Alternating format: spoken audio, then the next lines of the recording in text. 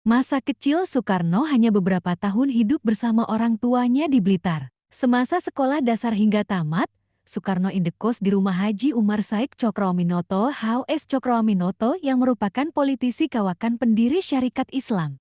Kemudian melanjutkan sekolah di HBS Hogerey Burger School. Saat belajar di HBS itu, Soekarno telah memupuk rasa nasionalisme dalam sanubarinya. Usai lulus HBS pada tahun 1920, beliau pindah ke ibu kota Jawa Barat dan melanjut ke THS Tekniska Huga School.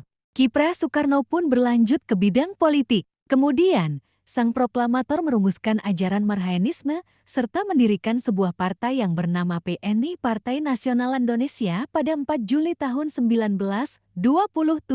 Tujuan diberdirikannya partai ini adalah untuk menuju Indonesia merdeka.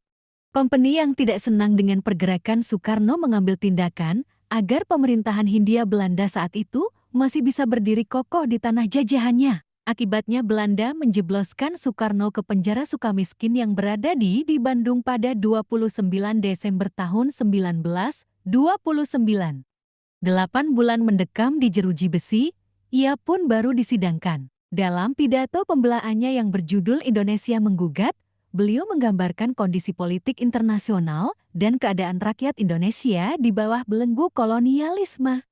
Pembelaannya itu membuat Belanda semakin marah, sehingga pada Juli tahun 1930, PNI pun dibubarkan. Setelah bebas pada tahun 1931, beliau bergabung dengan Partindo dan sekaligus memimpinnya. Akibatnya, beliau kembali ditangkap Belanda dan diasingkan ke ND Flores pada tahun 1933. Setelah menelan berbagai pil pahit, perjuangannya tidaklah sia-sia. Pada Agustus tahun 1945, ia bersama Moh, Hatta dan tokoh nasional lainnya menyusun naskah proklamasi yang akhirnya dibacakan pada 17 Agustus tahun 1945.